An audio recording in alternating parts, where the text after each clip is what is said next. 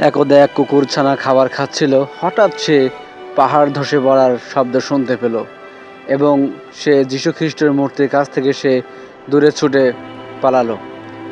দেখলো যে রাস্তা দিয়ে সে একটি গাড়ি আসতেছে, একটি ছোট বাচ্চা সহ।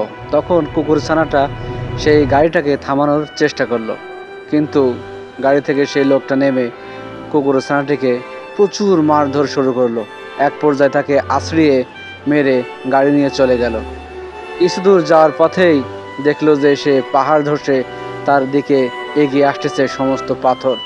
এক পর্যায়ে সে গাড়ি থেকে প্রচুর আহত হলো এবং সে বিশ্রামের জন্য কাতরাচ্ছিল। হঠাৎ করে কুকুরছানাটা এসে গাড়ি থেকে ছোট বাচ্চাটিকে বের করে কোলে নিয়ে দৌড়ে ছুটে চলে গেল একটি নির্দিষ্ট স্থানে।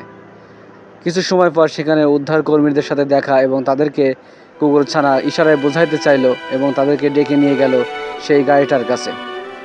তখন উদ্ধারকর্মীরা গাড়িটা থেকে সেই লোকটাকে উদ্ধার করলো এবং তাকে হসপিটালে নিয়ে গেল চিকিৎসার জন্য। কিন্তু কুকুরছানাটা দুঃখে কষ্টে সে এক জায়গায় শুয়ে বসে আছে এবং যীশুখ্রিস্ট সেই মূর্তির ভিতর থেকে বেরিয়ে কুকুরছানাটাকে উদ্ধার করে আবার আগের মতো সুস্থ করে তুলল। যীশুখ্রিস্ট সেই লোকটার কাছে নিয়ে গেল। একটি লাইক, কমেন্ট, সাবস্ক্রাইব করুন কুকুরটার জন্য।